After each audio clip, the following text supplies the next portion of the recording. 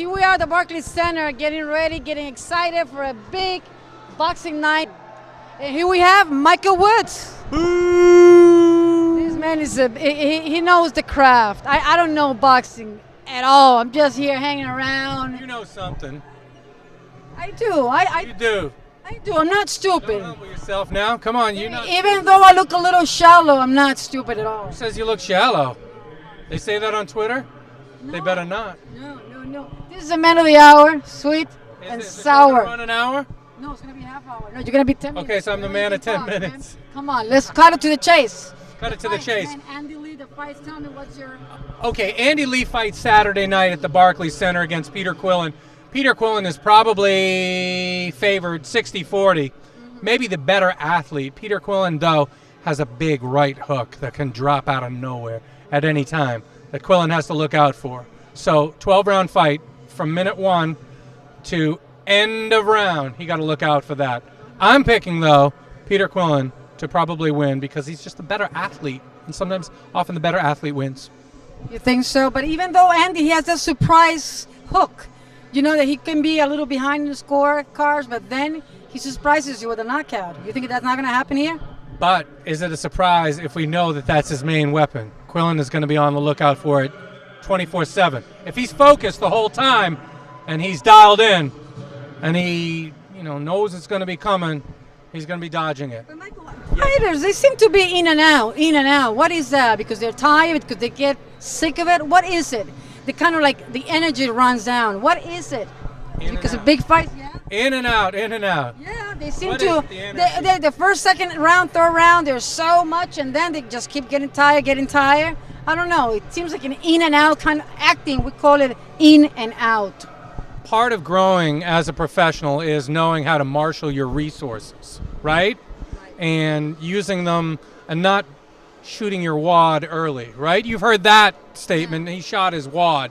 And as you grow as a professional, if you watch amateur fights, oftentimes there'll be guns ablaze and crazy for the first 2 rounds, and then they'll have nothing left. And then when you have nothing left, you're so fatigued and you're at the mercy of the person who has more stamina. So most of the time, that's a large part of growing as a fighter and as a professional, how to marshal your resources and fight as if you believe the fight is going to be going 12 rounds and knowing how much energy, how much gas you have left in the tank for that last round if you need it. Okay, what about the main event? Main event is going to be Danny Garcia against Lamont Peterson. Danny Garcia is a guy who doesn't look great, but he just wins. Yeah. He's not supposed to beat Amir Khan, but he wins. He's undefeated, right? He's not supposed to beat Matisse, but he wins. So it's hard to pick against a guy like that.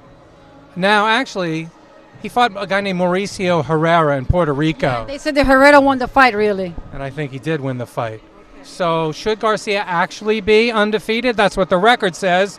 And unless you were there, unless you read up on it, you believe he's undefeated. Maybe he looked past this Mauricio Herrera. And I suspect he's not going to look past Lamont Peterson, who is known as pretty much an A-grade fighter. Danny Garcia, though, is the champion, and he just knows how to win.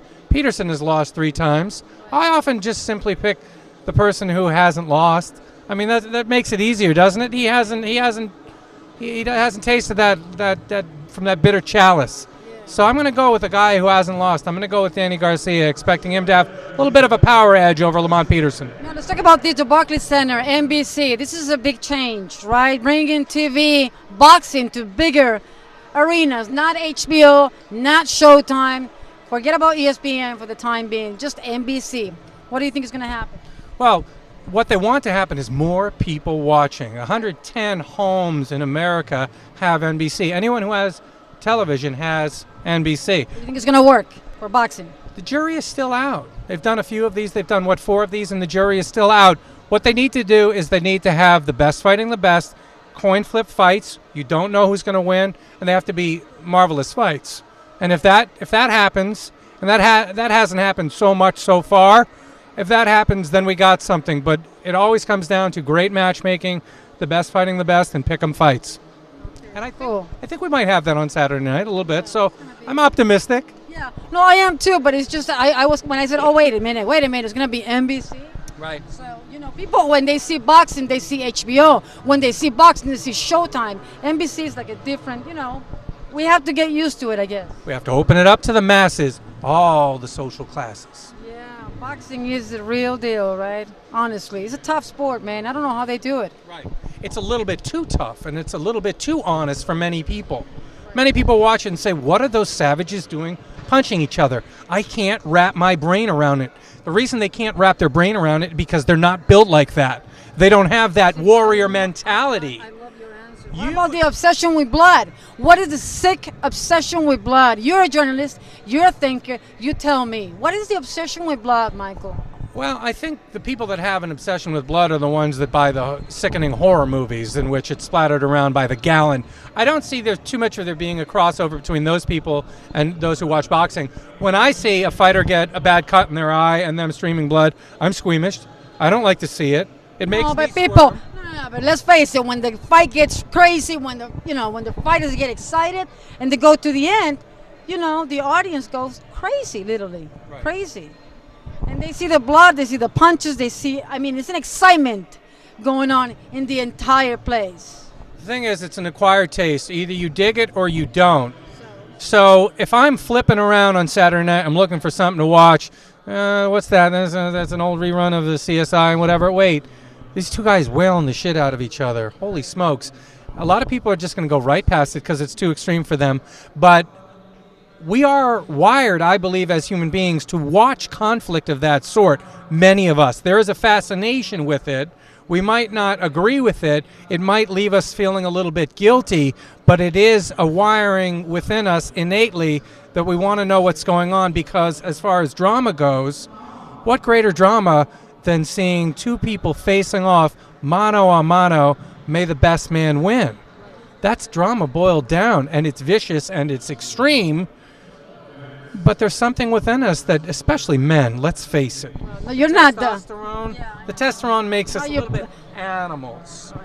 Are we animals? We are animals. Boxing Men more is. than women? Oh, women are worse than men. Women 100 are- times. I don't believe that the men are better. The women are better than men. Why are we talking about women and men? Yeah. We're digressing. Yeah, It's okay man. to I digress. don't believe that. I truly believe that women are worse than men. Wow, that's a whole nother topic for a whole nother show. I know. No, this is exciting. Look at the arena. Look at all that. Look at all that, guys. Take a look. That's exciting. That is. That's the build-up, the premonition. And those fighters, Garrison, can you see it? Garcia, Patterson, Lee, and Quillin. That's a fight taking place. Okay, the last question, the knockout. Who's going to have the first knockout? Who's going to have a first night? Sissy Gamache. You see? He knew the answer, man. You're good. I am. Don't get too cocky now, man. No. Whatever you do. didn't let me finish. I'm sorry, I took your mic out. I may be good, but you're better. Now, you know what it is? It's about having fun, but I do my reading with boxing, man. I really do. You do. You do. You get in touch with Joey? Do you keep in touch with Joey? Joey Gamache is my friend. He's always going to be my friend. Humble warrior, decent heart. Good heart. I like that kid. Good man. He's a know good him? man. You know him? Yeah. I'm married to him. You're married to him. Of course. We got our upside downs. We always have ups. and Well, downs. has ups and downs, but what can I tell you? I love that man. Yeah. I've always been good to him. Yeah. No matter what you hear. I don't hear nothing. Sure. No, I'm putting you in the spot. I don't hear nothing. Well, baby, I think that's pretty much it. What else I wanted to ask you? Know, something else I wanted to ask you. Mayweather Pacquiao. Yeah! Okay, who's winning, Mayweather and Pacquiao? The guy who hasn't lost. Mayweather. Mayweather. Yeah. Defensive genius. Counterpunching genius. Blows money like that. Have you seen him on I HBO? don't care about that. Oh, I do care about that. That's what people are watching. Not me. Oh, you know what? I don't care. You have a $25,000 mouthpiece. I could care less. I couldn't care less. But he I could- care as least as I can care. I don't care. You see, he got all the answers. He's a writer. No, who's going to win? Mayweather. Mayweather should. Which round? I think it's going to go the distance because he has such brittle hands and he's so risk averse. He's not going to take the risk needed in order to try to secure a knockout. Mayweather by decision. Would I like the other guy to win? The other guy who is the God-fearing guy who gives a lot of his money to charity, who has seen the light, who is born again? As for drama's sake, yes, I would like that to happen. That would be the best thing. Yeah, but it's not going to happen. Viva Pacquiao. Well, we don't know. I'm voting for Pacquiao. I think he can be a great president. The Filipinos, they love the Viva guy. Philippines. Yeah, even though he's very small, though, I don't know how he can. Why he has to be so quick and be so small? Well, don't those two usually go hand in hand? Are you sure about that? You think every small fighter is quick?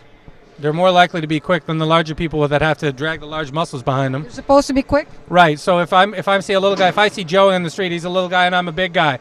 But what's going to happen? If I land a big punch, okay, maybe it hurt him. But guess what? He can rat-a-tat me 3 times before I hit him with 1. That's the equalizer. The equalizer. That's what Joe said. The equalizer. That's You it, see, I'm speed. trying. Speed. It's all about speed. He Love. neutralizes power. If he rat-a-tats me 3 times before I land 1, my power doesn't do me any good. You can have all the answers, Michael. How does it work? What do you do? What do you do to do this, to be so clear in your head? I'm not making fun of you. I'm dead serious. I bullshit. I know. I can tell. Give me 5, man. You got it on. We got it. Thank you.